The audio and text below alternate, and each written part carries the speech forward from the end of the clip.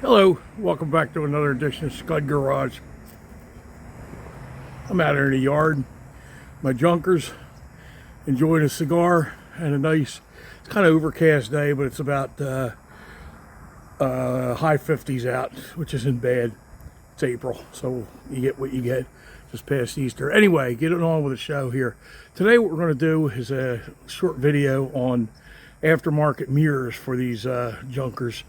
And what I do have here is an example of some aftermarket mirrors that I purchased and the difference between the quality of all of them. So let's get started. Okay, as you see before you, you have three aftermarket mirrors. The one on the far left is a sport mirror, and these mirrors were really cool back in when I first started driving. Guys, what they do is they get their car, they get a hot rod or whatever they had there to try to make a hot rod, and one of the first purchases they get is they buy these sport mirrors. And you could get these at any auto parts store. They're right off the shelf, and they were like at the time like 20 bucks or 25 bucks or something for a pair. They go on the right and left, and you can paint them to the same color of the car. And they also came, I think, chrome. So I got these on eBay. They're aftermarket, but they're, I don't know, maybe 10, 20 years old, maybe even 30 years old. But you can tell when you pick them up, they're not really made very well. This part right here, there you go. The adjustment doesn't adjust very well. Under here you can loosen and tighten that. And what it does is it comes with a bracket that screws on it to adjust. And I don't have it with me right now. I think I on the other mirror I want to show you. But it's a metal bracket. It's held on the car with two sheet metal screws. And in the middle there's a threaded piece with a little screw, machine screw that goes through that hole there and attaches to the bracket. And that's how it attaches to the car with that one screw. And that held in place very well.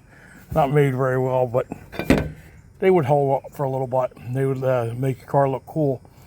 And the left side was usually pretty good. You can get the left side to work, and the mirror glass is okay, but they're really light and chintzy and not built very well. But they were what they were. They were pretty cool at the time. The next is a mirror that I have, and I purchased this for the Galaxy. When I first got the Galaxy, I wanted dual mirrors. The mirror that was on there, the glass wasn't that good, so I just rushed out and got these aftermarket mirrors here. They're just generic aftermarket mirrors. Same mounting principle. If you notice, it's got that rusty screw there, and underneath it's got the rubber or plastic gasket, so to speak. And underneath that gasket's a metal piece of metal that attaches a mirror to the car. Give me a second, I'll take the tape off and I'll show you what I mean. Whoop. Let's hold up on that. Okay, you see here, there's a that metal piece that attaches to the mirror, and also there's a one sheet metal screw. I guess I'm missing the other one, but the sheet metal screw would go in those slots, and you could adjust the mirror forward and back. Basically what you do is you try to drill holes that would center both of those slots, and that way you'd have your maximum amount of adjustability, so to speak. But these mirrors got to be made in China or something. They're really cheap. Everything's plastic, and they're really light and chintzy. And if you notice, the screws, the machine screw and the adjustment screw in the back are all rusted out. Well, these mirrors here are, I know they're no more than 10 years old, because I got these when I first bought the Galaxy and put them on there. So they're just no more than 10 years old. This mirror is an aftermarket mirror. I know she looks kind of rough here. This is an aftermarket mirror I got on eBay. This is called a Yankee Tri-Bar, I think you call it, or something. Anyway, these were made and were popular in the late 50s and early 60s or 60s for hot rods. And what guys would do is they put them on their car, replace the mirrors, so they have dual mirrors or whatever. Now, one of the things I noticed with these things here, now this has got to be 60 years old, this mirror here, okay? Now, yeah, it's pitted and it's discolored. The chrome is kind of rough on it, but I can bring that back with some steel wool from Walmart. Anyway, I'm going to try to do that, and I'll show you that later. But look at the screw there. 60-year-old screw. It's not rusted. Also, this is the screw right here. This adjusts the mirror so it'll go back and forth with a screwdriver. Let me take this out here. Hang on.